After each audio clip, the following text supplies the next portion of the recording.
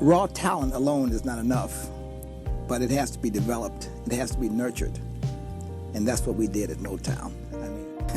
A visionary, a talent developer and self-believer. We could go on and on, but Berry Gordy Jr. was everything you could think of. To many, he was a godsend brought to save the people, the black people. In an era where it was common practice for white artists like Peggy Lee and Pat Boone to take songs from the black artists and make cover songs, Berry Gordy's mission to challenge the status quo by putting the black artists on the map looked and seemed impossible.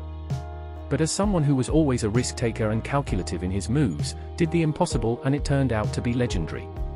He founded Motown Records, which came to be the most successful record company that America had ever seen.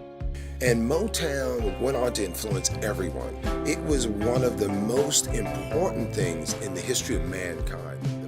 From the Temptations to the Supremes, to the Four Tops to the Miracles to even the Jacksons 5, he made it possible for the world to see the other side of the black people the world had never seen since the days of slavery.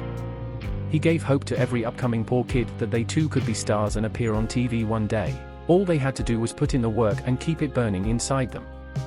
Born on November 28, 1928 in Detroit, Michigan, Berry Gordy III was the seventh of the 8 children of Berry Gordy II and Bertha Fuller, a middle-class couple. Their parents were very successful businessmen and owned a number of businesses ranging from a construction firm, grocery stores, a print shop and even a life insurance company. The parents were also known to be strict disciplinarians who encouraged their children to demonstrate a good work ethic and an entrepreneurial spirit. Berry Gordy looked up to his father and picked up some of his principles growing up. One trait that he perfected was the art of risk-taking. He dropped out of Northeastern High School during his junior year and decided to go all in boxing. Determined to prove all those who were against this, he trained like a beast, improving day by day. It is to no surprise that between 1948 and 1951, during his featherweight boxing career, out of 15 matches he fought, he won 12. He was later called to serve in the U.S. Army during the Korean War between 1951 and 1953. A period where he also managed to serve as a chaplain's assistant, driving a jeep and playing the organ at religious services. After his return from Korea in 1953, he married 19-year-old Thelma Louise Coleman in Toledo, Ohio. All along, his love for music never faded. He began writing songs and opened 3D Record Mart, which mostly sold jazz music. The business lasted just 2 years, and Gordy subsequently worked at Ford Motors' Lincoln Mercury plant. He continued to write music regularly, penning hit songs for Jackie Wilson and Etta James in 1957. However, his dream to open a record label intensified when he met the Miracles, a group that had the likes of Smokey Robinson.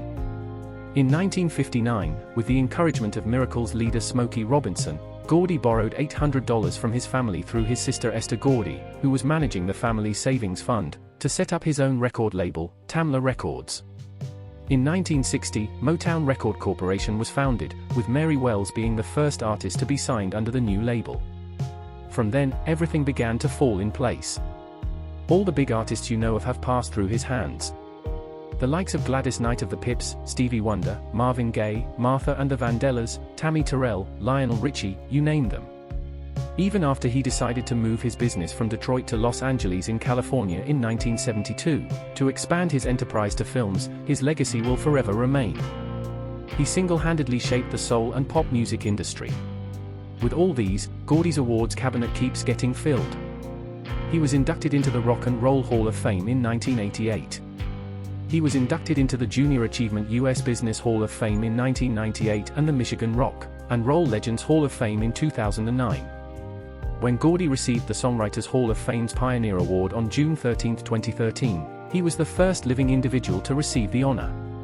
In 2016, Gordy received the National Medal of Arts from President Obama for helping to create a trailblazing new sound in American music.